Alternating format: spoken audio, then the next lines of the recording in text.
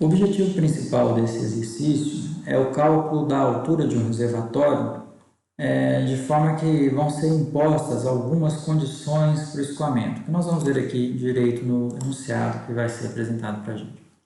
Então, o enunciado ele pede assim, calcule a altura do reservatório elevado, veja que nós temos aqui um reservatório elevado, para que no transporte de 30 litros por segundo de água, então veja que nós já conhecemos a vazão, o exercício nos especifica a vazão, a carga de pressão no ponto C seja de 7 metros de coluna de água, certo? Então vamos começar a anotar em cima do nosso problema aqui as suas características.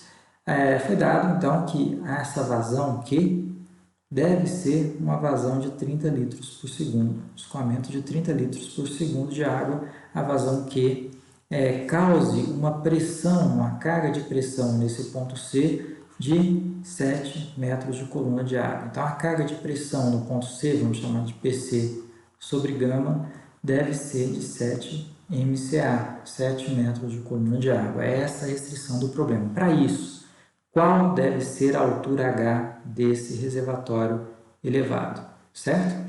Veja que temos um trecho relativamente extenso entre o reservatório e o ponto C. Esse trecho entre o reservatório e o ponto C é um trecho que tem 800 metros de comprimento. Lógico que nesses 800 metros de comprimento nós não podemos mais desprezar a perda de carga nesse conduto e, portanto, ela será calculada utilizando a fórmula universal. Acima da tubulação, a gente tem aqui uma lâmina de água, uma profundidade de água de 20 centímetros. Eu vou chamar esse H de HL, H da lâmina de água. Vamos chamar de HA, né? Fica melhor. A altura da água dentro do reservatório. É uma condição importante para evitar a entrada de ar para dentro do tubo. O tubo que retira a água do reservatório, ele é colocado no fundo do reservatório, um pouquinho acima do fundo. Então, se nós fizermos um zoom dessa região, a gente tem aqui a tubulação, aqui a parede inferior do reservatório, essa parede de baixo aqui do reservatório.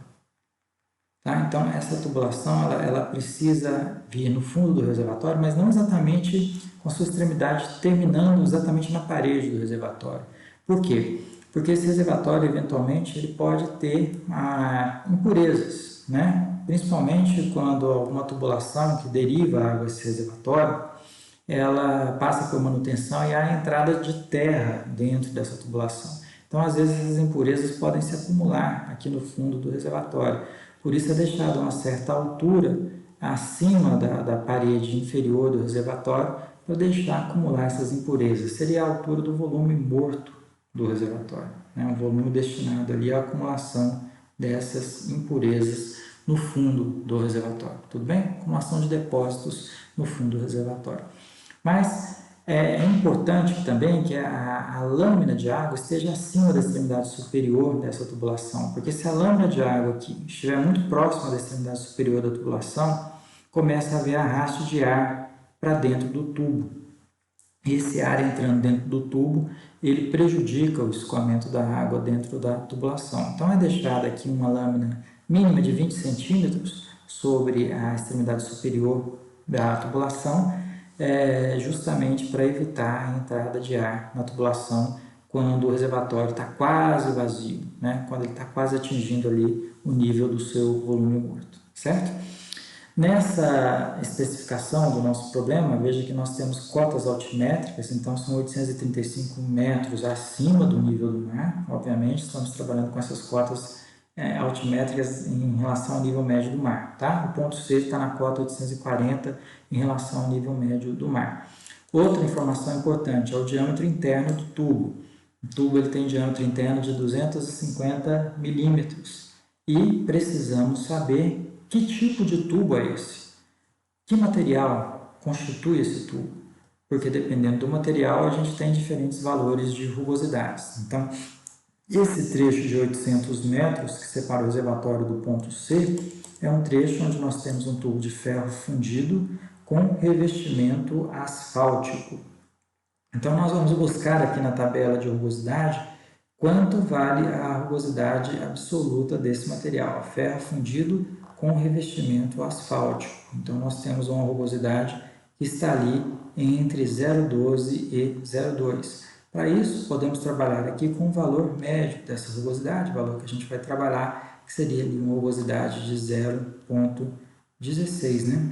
0,16 milímetros, tá? Para pegarmos valores médios de rugosidade para esse tipo de material.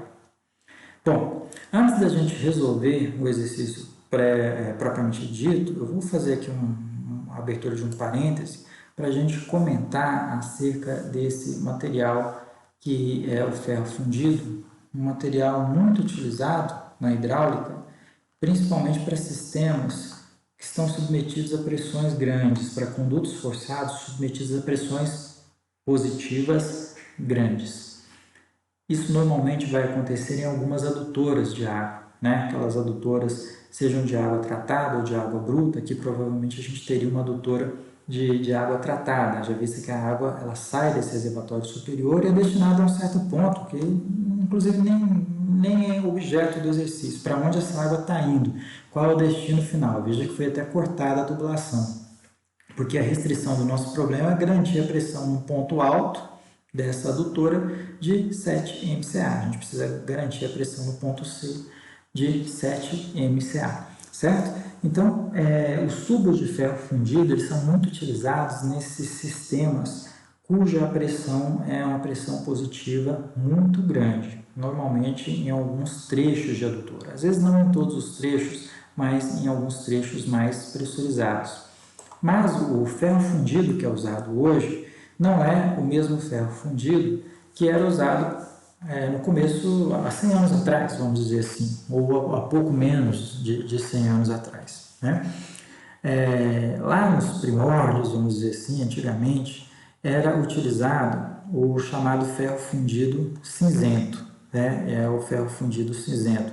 O ferro fundido, só para a gente resumir, ele na realidade ele não é um tubo só de ferro, é um tubo constituído de uma liga de ferro, carbono e silício, né? Basicamente são os materiais que compõem o ferro fundido. Então é uma liga metálica de ferro, carbono e silício. O ferro fundido cinzento, o ferro fundido antigo, cujas tubulações eram utilizadas há 100 anos atrás, 80 anos atrás, 70 anos atrás, ele tinha na sua microestrutura, se a gente passasse por ele um microscópio eletrônico, a gente veria que o carbono seco ele ficava concentrado no ferro fundido na forma de linhas, de lamelas, certo? Então essas lamelas de grafita, que são lamelas de carbono, são alinhamentos de carbono. E esse carbono é o ponto frágil do tubo, é o ponto onde essa tubulação é mais fraca, portanto mais propícia a sofrer rupturas ou sofrer aberturas. É a parte frágil do tubo. Como o ferro fundido cinzento ele dispunha o carbono na forma de lamelas, na forma de alinhamentos, era mais fácil que com uma pressão positiva um alinhamento se juntasse a outro. Uma trinca ocorrida primordialmente ou preferencialmente nas lamelas de grafita se juntasse com outra, e se juntando com outra, ela poderia se dissipar ou se prolongar ao longo da tubulação. É isso que a gente está mostrando aqui. Então, em suma, em função dessa disposição microscópica do carbono na forma de lamelas, na forma de alinhamentos que podem se unir uns aos outros, os tubos de ferro fundido cinzento são tubos frágeis a pressões positivas. Eles não são tubos muito adequados às pressões positivas, principalmente pressões altas, que induzem a muitos vazamentos pelas paredes desse material. Em função disso, houve uma melhoria no processo siderúrgico de formação do ferro fundido, né? Essa melhoria consiste basicamente na adição de magnésio num ferro-gusa previamente dessulfurado. O que seria esse ferro-gusa? Ferro-gusa é uma liga que vai originar o ferro fundido. Então, é uma liga de ferro, de carbono, de carvão, e que pode ter também óxido de cálcio, óxido de magnésio e, às vezes, algumas impurezas, como enxofre e fósforo, né? Então, é uma liga que vai originar o material, o ferro fundido.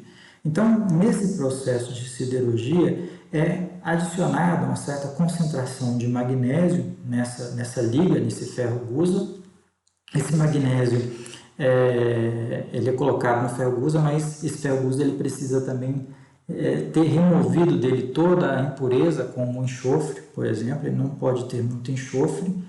E removido o enxofre após a adição de magnésio, esse magnésio ele faz com que a parte de carbono da liga ela não fique mais disposta na forma de lamelas, na forma de alinhamentos, mas ela fica distribuída na forma de grânulos, de nódulos, certo? Então ocorre uma cristalização do carbono, da grafita, na forma de esferas, e essa cristalização na forma de esferas, ela acaba eliminando as linhas preferenciais de propagação de rupturas que aconteciam anteriormente nas lamelas do ferro fundido cinzento. Então fica muito mais difícil do ponto frágil, onde a gente tem esses nódulos de carbono, se interligarem uns aos outros. Isso faz com que esse novo tubo de ferro fundido seja um tubo que resiste muito mais a pressões elevadas. E é, portanto, esse tipo de ferro fundido que é usado hoje, o ferro fundido dúctil, certo? Então, hoje nós não utilizamos mais o ferro fundido cinzento, nós utilizamos o ferro fundido dúctil. Não se encontra mais ferro fundido cinzento no mercado para comprar. É até possível que a gente encontre tubos de ferro fundido cinzento nas regiões mais antigas das cidades, naquelas redes mais antigas, onde os tubos têm 70, 80, 60 anos de idade, certo? Mas a tendência é que, ao esses tubos serem trocados, eles podem ser trocados ou por ferro fundido dúctil, que seria recomendado quando as pressões são muito altas, mas normalmente, se é rede de distribuição de água, pode até ser trocado por PVC, certo? Então, obviamente, o PVC é um material muito mais barato do que o ferro fundido.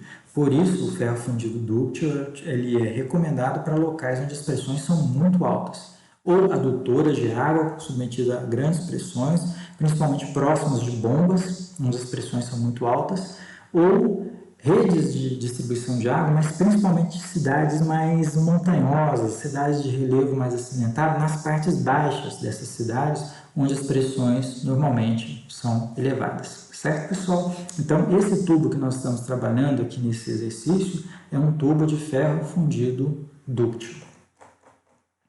Bom, feito isso, nós vamos então analisar hidraulicamente o problema que a gente tem em mãos aqui. Veja que é um problema onde nós inicialmente conhecemos a vazão. E para resolver problemas nesse tópico, uma das coisas que a gente tem que perguntar primeiro, antes de sair resolvendo, de montar equações, é a seguinte: eu conheço a vazão? Seria uma coisa importante, uma coisa que facilita a solução do nosso exercício. Por quê? Porque se conhecermos a vazão de escoamento, a gente tem condições de calcular a velocidade, que é pegar a vazão e dividir pela área da seção transversal do tubo. Se conhecemos a velocidade, a gente tem condições de calcular o número de Reynolds. Se calculamos o número de Reynolds, a gente calcula o fator de cisalhamento. E se calculamos o fator de cisalhamento, a gente calcula a perda de carga. Se a gente calcula a perda de carga, a gente calcula o resto que o problema pede. Pressão, qualquer ponto, inclusive a altura do reservatório que está sendo pedido nesse problema aí. Certo? Então, é sempre importante, antes de começar a resolver um problema, dentro da formulação empírica, observar se a velocidade pode ser obtida. E a velocidade pode ser obtida a partir do conhecimento prévio da vazão. Nós temos essa felicidade nesse problema, não teremos em outros, certo?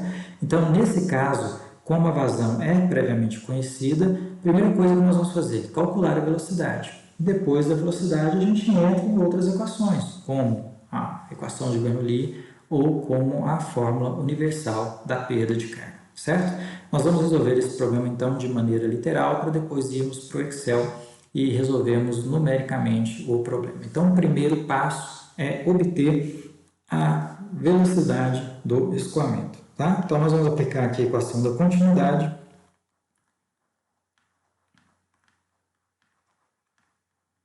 Equação integral da continuidade, que vai nos dar que a velocidade média do escoamento é igual a vazão dividido pela área da seção transversal. Como nós estamos lidando com um conduto forçado, né? Então toda aquela seção transversal, toda a área da seção A interna ali da seção transversal, ela está toda pressurizada, então o tubo está totalmente preenchido pelo fluido que escoa, no caso a água. O conduto está totalmente preenchido pela água, essa água pressuriza as paredes internas, certo? Lógico que essa área é igual à área interna do círculo e, portanto, πd ao quadrado sobre 4. Então, essa velocidade média é igual a vazão dividido por π vezes d ao quadrado, onde d é o diâmetro interno do tubo, sobre 4, ou πr ao quadrado. Certo? Então, dessa forma, a gente tem condições, ao aplicarmos a equação da continuidade, de obtermos ali a velocidade média do escoamento. É um grande passo para os nossos cálculos seguintes. Feito isso, nós vamos aplicar a fórmula universal da perda de carga.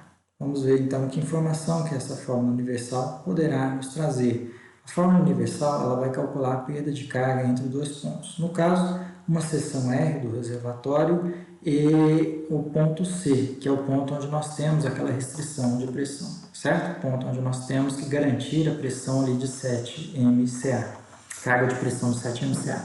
Então, essa perda de carga, ela vai ser calculada como F, LD, V ao quadrado sobre 2G.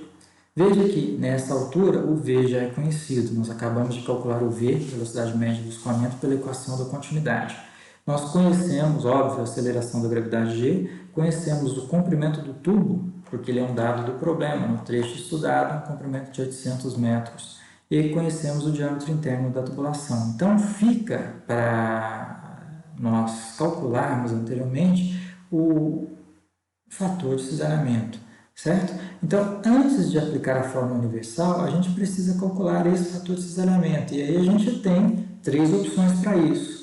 Ou usar a fórmula de Colebrook-White, ou usarmos a fórmula de Suomi-Jain, ou usarmos a fórmula de Suomi. Nós vamos fazer com as três fórmulas para que a gente possa ver a diferença nos resultados e as semelhanças que essas diferentes fórmulas semi-empíricas vão resultar aqui no fator de cisalhamento, certo? Então, o passo é o seguinte: calculamos a velocidade, calculamos o fator de cisalhamento e entramos na fórmula universal. Feito isso, nós vamos aplicar a equação de Bernoulli entre duas seções. Essas seções nós vamos chamar de R e C. Vamos anotar aqui, Bernoulli. Entre as seções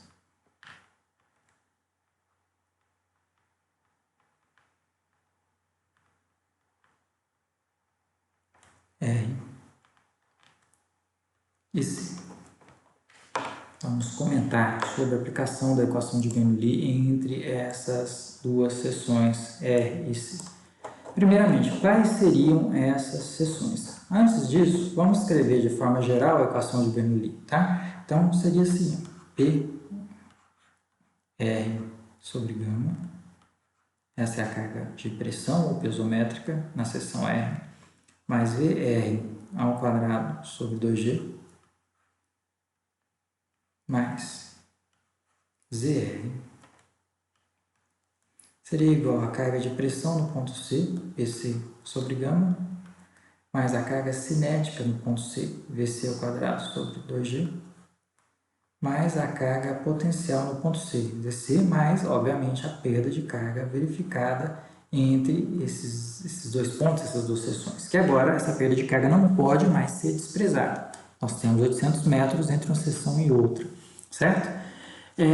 Vamos observar o que a gente tem na seção onde foi imposta a restrição, a seção C. Veja que na seção C nós já temos o valor do P sobre gama, do PC sobre gama, 7 MCA.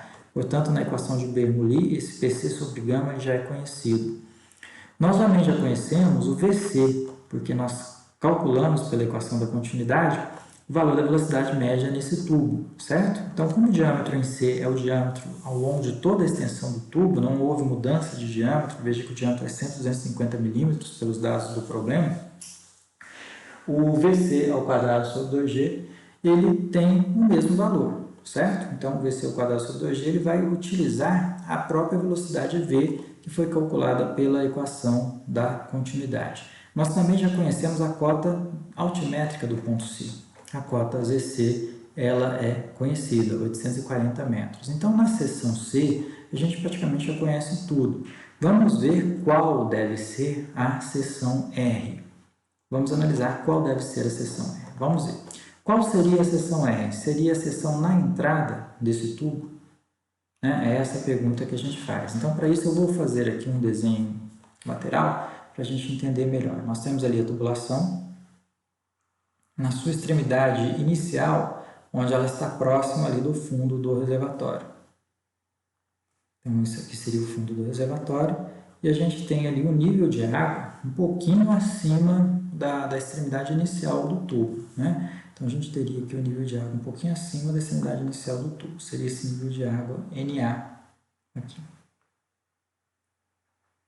Pelos dados do nosso problema, esse nível de água ele está situado acima da extremidade superior da tubulação, mas o dado do problema ele mostra um nível de 20 centímetros acima do fundo do reservatório, certo? Então, nós temos aqui um nível de 20 centímetros acima do fundo do reservatório. Esse nível nós chamamos de HA, que é a profundidade da água no reservatório. Da extremidade inferior do tubo até o fundo do reservatório, a gente teria aquele chamado volume morto do reservatório, certo? Então, teríamos ali o volume morto do reservatório. Veja bem, pessoal. A pergunta é, qual é a seção transversal R? Seria a seção transversal equivalente à entrada da tubulação? É essa a pergunta que a gente faz. Seria uma seção transversal aqui na entrada do tubo? Inicialmente, a gente é até levado a pensar que essa é a seção R que a gente tem que considerar na equação de Bernoulli, mas essa não é uma boa opção. O que acontece aqui nessa seção de entrada da tubulação? Nessa entrada de tubulação, as linhas de corrente do fluido sofrem grandes curvaturas para entrar dentro do tubo. Então, há grande curvatura das linhas de corrente para que o fluido entre dentro da tubulação, certo? E nessa região, inclusive, vamos imaginar que a gente coloque a mão aqui sobre essa região. Vamos imaginar que ali a gente tem um tubo e a gente coloca a mão aqui na extremidade superior desse tubo, sendo que esse tubo está puxando água, ele está escoando água para dentro dele. O que a gente vai sentir se a gente colocar a mão aqui em cima? A gente vai sentir que a nossa mão vai ser succionada pelo tubo, ou seja, nós vamos verificar uma sucção local nessa região. Então, nós temos uma região aqui onde localmente haverá uma sucção, uma região de sucção. E essa região de sucção seria uma região de pressão negativa. Mesmo que haja uma profundidade de água acima desse ponto, em função da curvatura das linhas de corrente, estamos numa situação de dinâmica dos fluidos, não estamos numa situação de estática dos fluidos nessa região, certo, pessoal? Teremos ali uma pressão localmente negativa nesse ponto. E quanto vale essa pressão negativa? Nós não conhecemos. Então, veja que se nós pegarmos essa seção R como sendo a entrada do tubo, eu já não conheço o PR sobre gama. Nós não conhecemos esse valor de PR sobre gama. Tudo bem? Então, nós ficamos com uma incógnita a mais a descobrir. Por isso que uma dica nesse tipo de problema é não utilizar a seção R como sendo essa seção.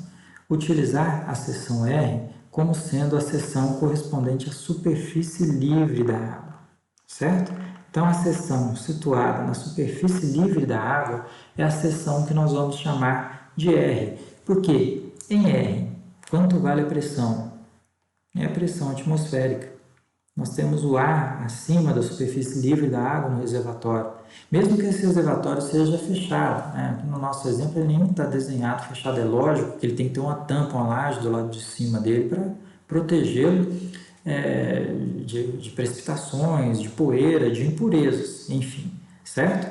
Esse reservatório ele precisa ter uma laje, mas tem que ser uma laje que tem que ter ali uma ventilação. Ela tem que ter uma ventilação para também deixar o ar entrar dentro desse reservatório. O reservatório tem que ser escuro para não deixar crescer algas dentro da água que será distribuída para abastecimento, tá?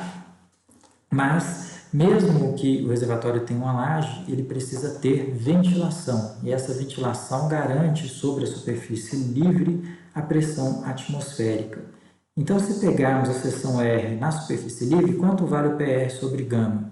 Ora, se analisamos na escala relativa de pressão, PR sobre gama vale zero, certo? Então, nós teríamos ali uma carga de pressão nula nesse ponto.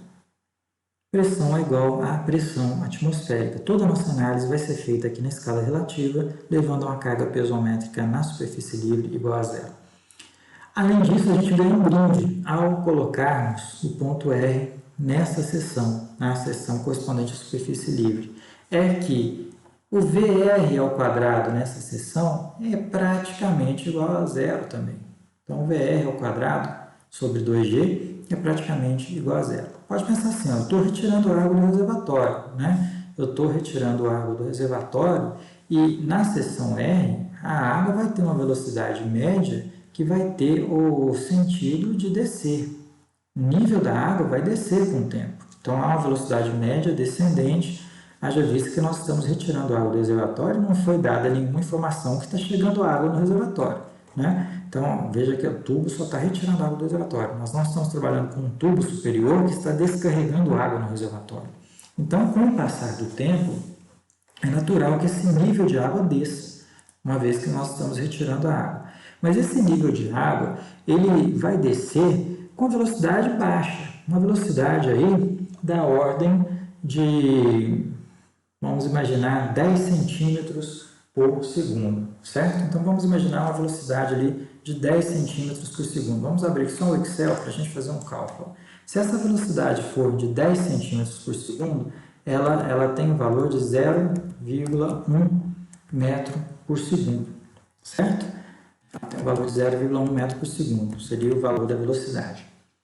Se essa velocidade elevada ao quadrado e dividido por 2G, estou calculando aqui a carga cinética, 9,81.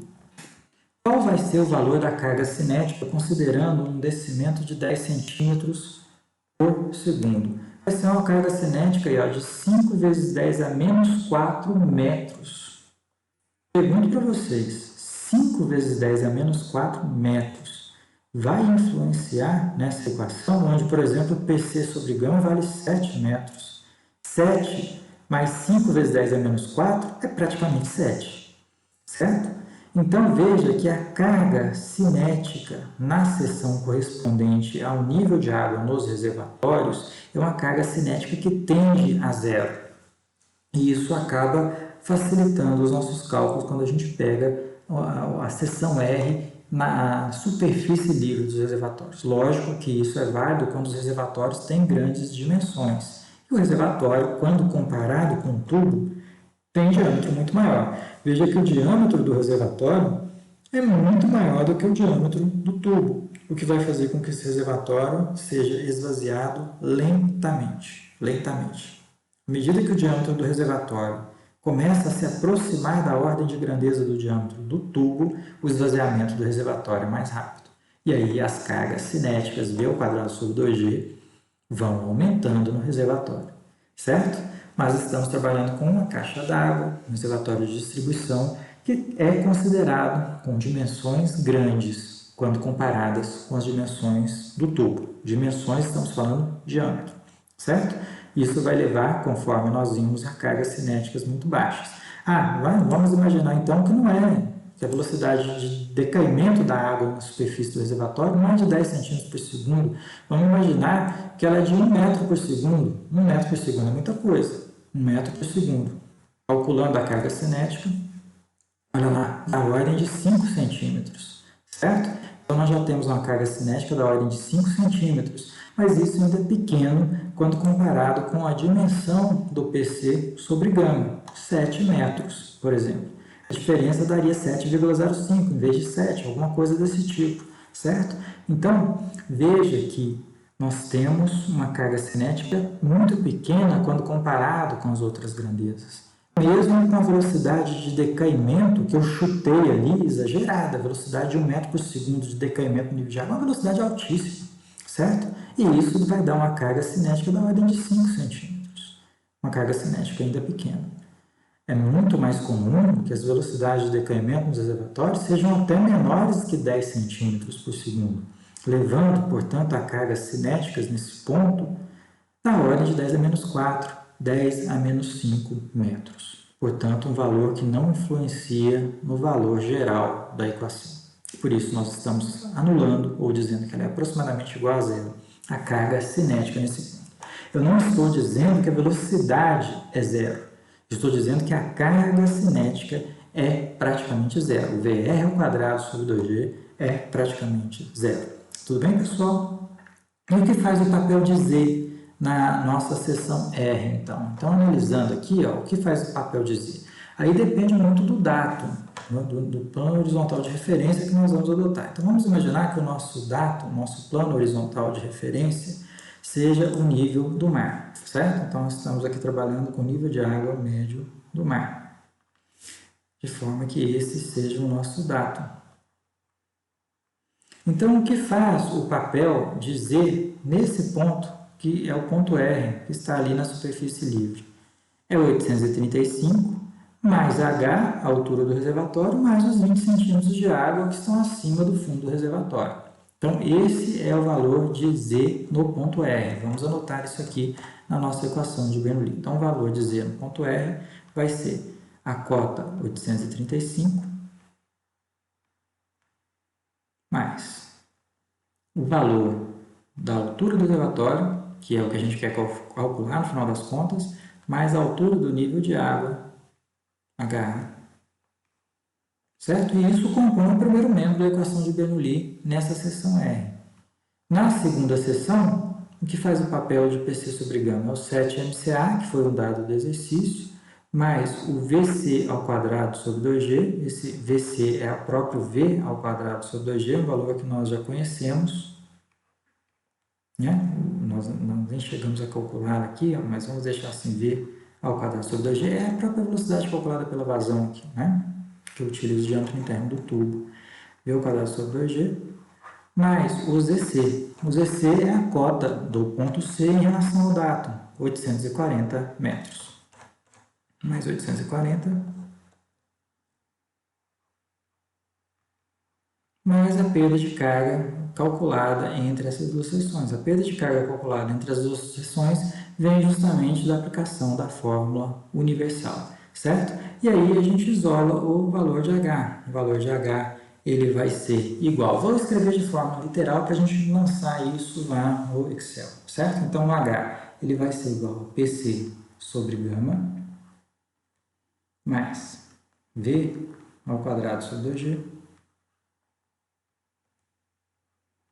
mais a cota do ponto C, mais a perda de carga verificada entre as seções R e C, menos a cota de base do reservatório, vou chamar essa cota aqui de ZB, seria os 835 metros. Se a gente vir aqui para a figura, vamos chamar isso aqui de ZB, a cota de base do reservatório, tá?